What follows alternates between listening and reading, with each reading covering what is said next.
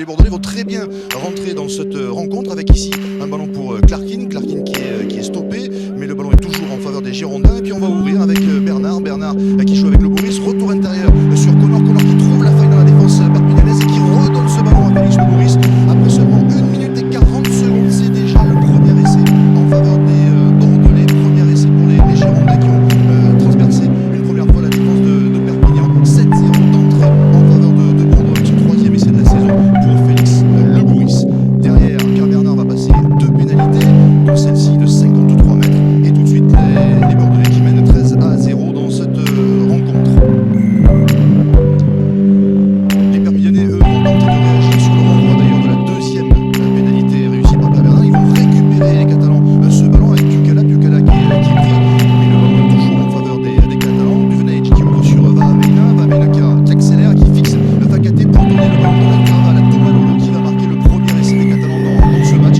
Des Catalans qui reviennent un petit peu au score, qui se rapprochent à 13-5 à la demi-heure de jeu.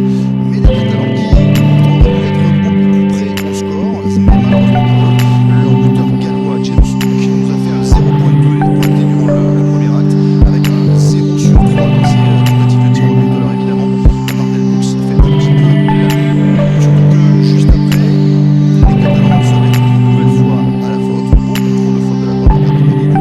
Monsieur Coutet va sortir un carton jaune contre Monica Lyon.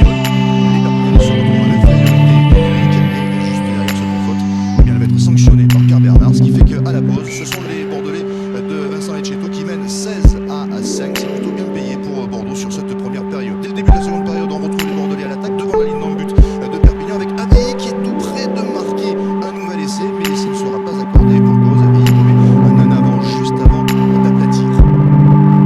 Mais les Bordelais insistent dans ce début de seconde période avec ici un ballon toujours en faveur des Girondins avec Connor qui s'infiltre, la belle Chistera pour Dombo qui est pris un petit peu loin. Avantage en cours en faveur de Bordeaux, l'avantage qui ne profite pas vraiment. Du coup, monsieur Coutet va siffler la pénalité en faveur des Bordelais, mais elle a été jouée rapidement par Maître Talibula, et là je vous laisse admirer le travail.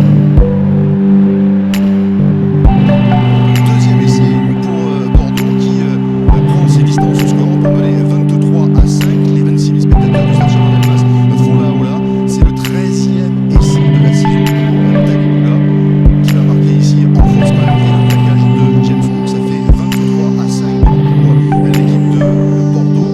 Et puis après pas grand-chose. Une fluence bordelaise avec ici ce ballon récupéré par Julien qui va les marquer entre les perches, mais l'essai ne sera pas accordé. Et pour cause, puisqu'au début de l'action, il y a un en avant de Pierre Bernard. Ou encore un petit peu plus tard, en fin de rencontre, avec cette mêlée en faveur de Bordeaux, le jeu inversé par Manu Sobus qui joue avec Pierre Bernard. Pierre Bernard qui va alerter ses coéquipiers